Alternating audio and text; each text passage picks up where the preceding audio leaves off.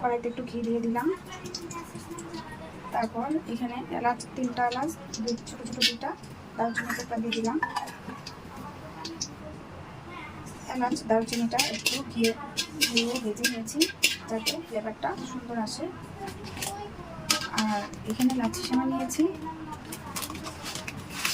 আমি এখানে 2 প্যাকেট লাচ্ছি সেমাই নিয়েছি।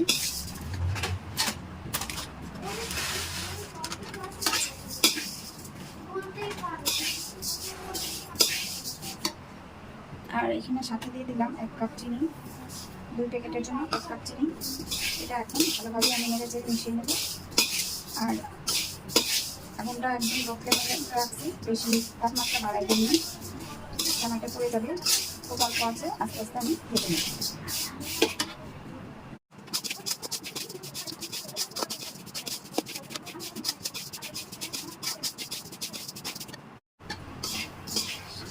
সেমাইটা ভাজা হয়ে গিয়েছে, এখন খুব অল্প আছে আমি রাখছি। এই যে এখানে 1/2 কাপ গুঁড়ো দুধ নিয়েছি, এই গুঁড়ো দুধটা এখন মিশিয়ে দিই। আর গুঁড়ো দুধটা আমি ভাজতে ভাজতে লাল করবো না, জাস্ট গায়ে গায়ে মিশিয়ে নামাই নিব। আর এটা গুঁড়ো দুধটা মেশানোর পরে বেশি ভাজলে দুধটা অনেকটা মাওয়া টাইপ হয়ে যায়, এর জন্য আমি একদম ভাজা ভাজা করবো না, জাস্ট মেশাবো আর নামাই নিব।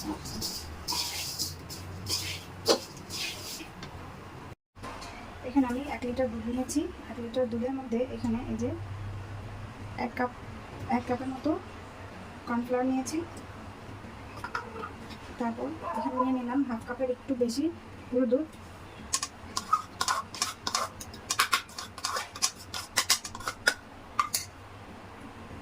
এখানে নিয়ে নিলাম 1 কাপ চিনি। এগুলো এখন আমি ভালোভাবে মিশিয়ে নেব। এখানে দিয়ে দিলাম একটু ভ্যানিলা এসেন্স। এখানে চাইলে ফুড কালার মেলানো যায়, আমি মেলাবো না, এগুলো আমার কাস্টার্ড।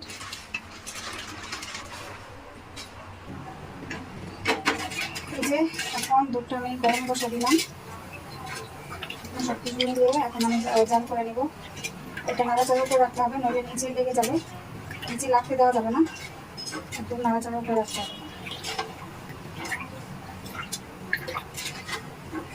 এটা নাড়তে নাড়তে একদম ঘন হয়ে যাবে। দেখেন অনেকটাই ঘন হয়ে আসছে, এই যে একদম ঘন হয়ে গেছে। আরেকটু হবে, আরেকটু বড় করে আসলেই বোঝা যাবে।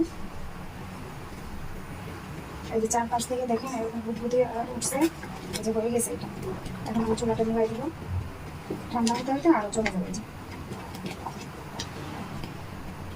চুলাটা আমি নিভাই দিলাম।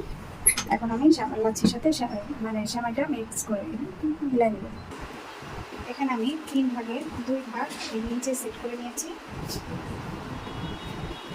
এটার উপরে এখন সেই ক্রিমটা ঢেলে দেব।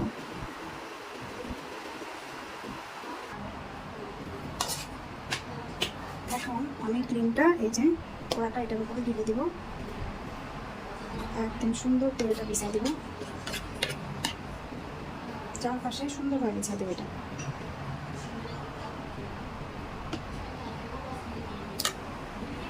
ক্রিমটা সুন্দরভাবে আমি বিছিয়ে দিয়েছি। এখন বাকি সেমাইগুলো আমি উপরে সুন্দরভাবে বিছিয়ে দেব।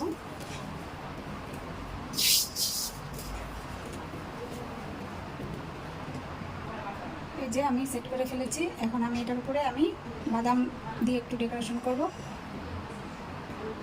এখন একটু বাদাম দিয়ে সাজুগুজু করে দেব। এই যে এটা কাঠবাদাম করে ছিটিয়ে দিলাম।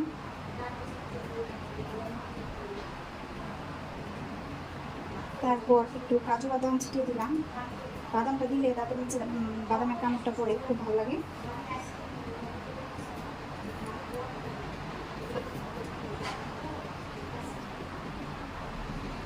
এখন দিয়ে দিলাম একটু পেস্তা বাদাম, এটা দিলে কালারফুল হয় এবং এটা ফ্লেভারটাও আলাদা, খুবই টেস্টি। এবার বলেন তো আমার গরিব মানুষের নবাবী সেমাইটা কেমন হয়েছে? গরিবের নবাবী সেমাই, গরিবের নবাবী সেমাইটা কেমন হয়েছে বলুন তো, কমেন্ট করে জানাবেন। আল্লাহ হাফেজ।